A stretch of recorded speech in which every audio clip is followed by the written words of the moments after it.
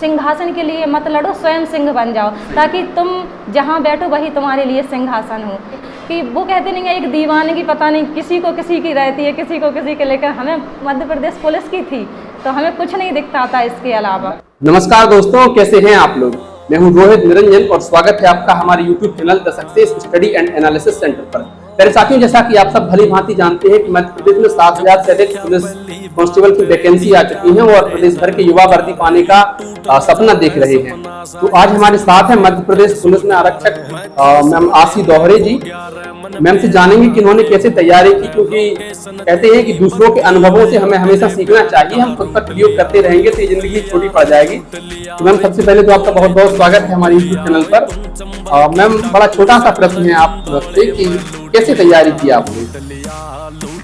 आपको बहुत बहुत धन्यवाद जो आपने मुझे इस लायक समझा और आप इतने दूर से यहाँ पर आए हैं। मैंने सबसे पहले जो पता चला मुझे कि मध्य प्रदेश पुलिस की वैकेंसी आई है, तो इसमें सबसे पहले इसका सभी से निवेदन है कि जो भी आपको पता चलता है कि कोई वैकेंसी आई है या आपका जो लक्ष्य है कि हमें क्या करना है आगे, उसमें सबसे पहले उसका सिलेबस निकलवाना चाहिए। अपन को सिलेबस से पता चलता है कि इसमें क्या आने वाला है या कौन सा सब्जेक्ट से अच्छे नंबर, कौन से सब्जेक्ट से अच्छे क्वेश्चन आने वाले हैं। उन सबसे से ही आपको पता चलता है कि हम आगे क्या कर सकते हैं, कैसे आपको नंबर अच्छे लाना है। जो भी आपका लक्ष्य है, किसी भी चाहे पटवारी हो या MP पुलिस हो, जिसका जो लक्ष्य होता है उसमें वो व्यक्ति सिलेबस के माध्यम से ही उसका पेपर या जो एग्जाम रहता है उसको क्वालिफाई सिलेबस के माध्यम से ही कर सकता है। तो आपने पुलिस की तैयारी मतलब 12th के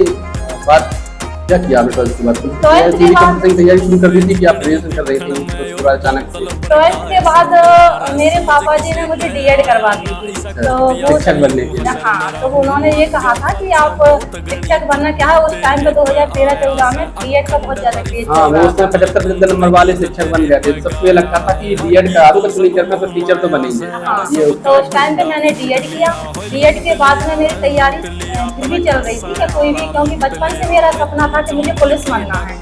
तो मैंने D.Ed की। D.Ed के बाद फिर मैंने BA की है और BA के बाद फिर भी वैकेंसी वर्ग 3 की नहीं है या वर्ग 2 की, कोई भी शिक्षा विभाग में किसी की भी नहीं है। तो फिर मैं लगातार अपनी तैयारी करती रही, फिर भी MP पुलिस की वैकेंसी नहीं आई।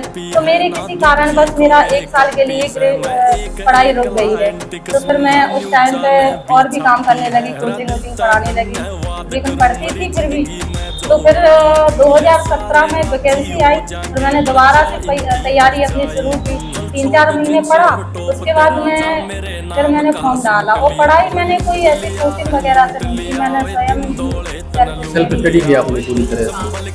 तो आपका क्या रूटीन रहता था पढ़ाई का? क्योंकि कोई जानना चाहता है कि अगर पुलिस बनना है तो कितने घंटे कम से कम पढ़ना चाहिए या कैसा रूटीन होना चाहिए, इसके बारे में अगर आप? रूटीन तो व्यक्ति के अपने आप पे डिपेंड करता है कि कौन व्यक्ति कैसे पढ़ता है। किसी को 10 घंटे पढ़ने की आवश्यकता होती है, किसी को 6 घंटे पढ़ने की आवश्यकता है, कोई व्यक्ति ऐसा होता है वो 2 घंटे में ही कवर कर लेता है। तो हाँ, यही मेरा हाल था। क्या है, मुझे ज़्यादा पढ़ने की आदत नहीं, तो ना मैं ज़्यादा पढ़ सकती थी। तो मैं 2-3 घंटे ही पढ़ती थी, उतने में ही मैं कवर करती थी। इसके बाद कोई कोचिंग पे ज़्यादा विशेष कोचिंग ज्वाइन तो की थी, जाती भी थी, लेकिन इतना इंटरेस्ट नहीं था कोचिंग में। मैं सेल्फ स्टडी करती थी। बुक्स वगैरह 3-4 प्रकार की खरीद के रखी थी, उससे मैंने खुद के नोट्स बनाए हुए थे और उन्हीं से मैंने पढ़ाई। मैम, बुक्स की बात की आपने, तो बुक्स आप कौन सी बुक पढ़ती थी?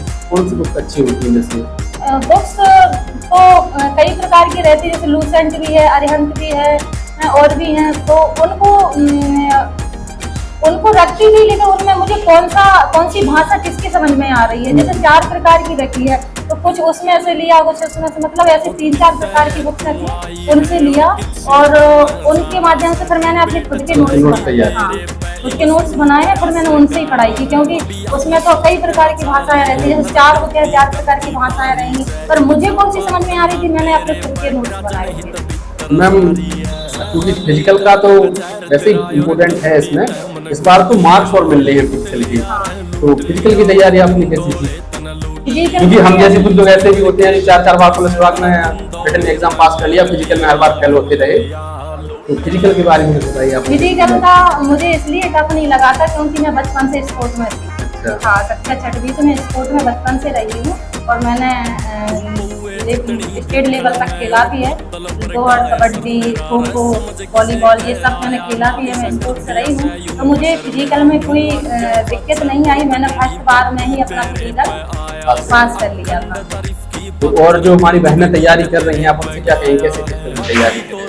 मैं सभी बहनों से ये कहना चाहती हूँ कि जैसे उनका अगर लक्ष्य है कि मुझे एमपी पुलिस में ही जाना है, अगर मेहनत कर रही है तो वो लगातार करें। जैसे कोई रहता है जो फिजिकल नहीं कर पाता है, तो फिजिकल में भी टाइमिंग रहती है, तो जरूरी नहीं है उस टाइमिंग के हिसाब से, जैसे 4 मिनट का टाइम दिया है तो आप 4 मिनट के हिसाब से ही अपनी रनिंग कर रही हो, ऐसा नहीं होता है। अगर 800 मीटर की दौड़ कंप्लीट करनी है तो व्यक्ति को हमेशा 3 किलोमीटर या 5 किलोमीटर की तो डेली रूटीन होना चाहिए उसका।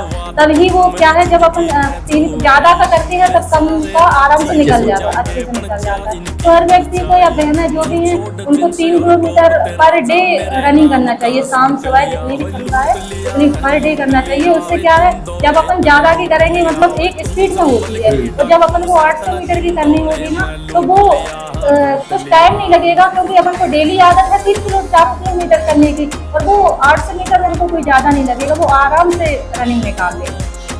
तो मैम हमारे एक साथी का कमेंट था कि इसमें जिला कैसे मिलता है, क्योंकि अभी तो हमसे पूरे 50-52 जिला सारे ही भरवा लिए और जीआरपी या और भी जो चीजें हैं वो भी भरा ली गई। तो ये कैसे अलॉटमेंट होता है जिले का? जिले का उसमें चॉइस फिलिंग होती है जिले की।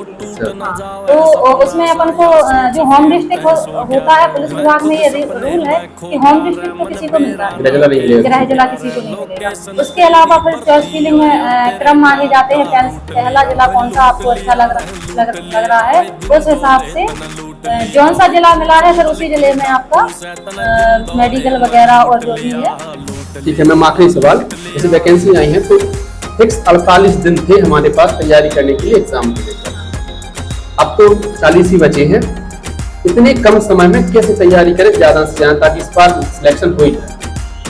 बहुत कम समय हो, तैयारी या सिलेबस बहुत ज्यादा हो, कैसे? देखो, यदि व्यक्ति ने सोच लिया है, अगर आप उसको अपनी लक्ष्य पाना है, वैकेंसी कितनी भी हो, चाहे 7000 हो, 4000 हो, 15, उससे कोई फर्क नहीं पड़ता है। व्यक्ति को अपनी कुर्सी से मतलब रहता है। वो व्यक्ति कभी ये नहीं चाहता है कि अगर उसने पढ़ाई की है, मेहनत की है, तो वो कुछ ना करे, ऐसे ही रहे। ये हर व्यक्ति चाहता है कि हम आगे बढ़े। कहते नहीं है वो कि सिंहासन के लिए मत लड़ो, स्वयं सिंह बन जाओ, ताकि तुम जहाँ बैठो वही तुम्हारे लिए सिंहासन है ना। इसलिए कभी व्यक्ति को ये नहीं सोचना चाहिए कि 7000 वैकेंसी आ गई हैं और हम कैसे पास करेंगे, डर रहे हैं, ऐसा नहीं सोचना चाहिए। अपनी मेहनत करो, लगातार मेहनत करो। मेहनत से क्या नहीं पाया जा सकता है। हर व्यक्ति अगर उसने सोच लिया लक्ष्य कि हमें मध्य प्रदेश में ही सिलेक्ट होना है, वर्दी ही पाना है, तो उसको दिन रात एक कर देना है। उसको कुछ नहीं देखना चाहिए कि वो कहते नहीं है एक दीवाने की पता नहीं किसी को किसी की रहती है, किसी को किसी के लेकर। हमें मध्य प्रदेश पुलिस की थी तो हमें कुछ नहीं दिखता था इसके अलावा। लक्ष्य के प्रति बिल्कुल पागल हो जाओ, तभी मंजिल मिल पाएगी। बहुत बहुत धन्यवाद मैम, बहुत बहुत धन्यवाद सभी प्यारे साथियों का। वीडियो आपको अच्छी लगी हो तो वीडियो को लाइक कर दें, साझा कर दें और अपने चैनल को सब्सक्राइब भी कर दें।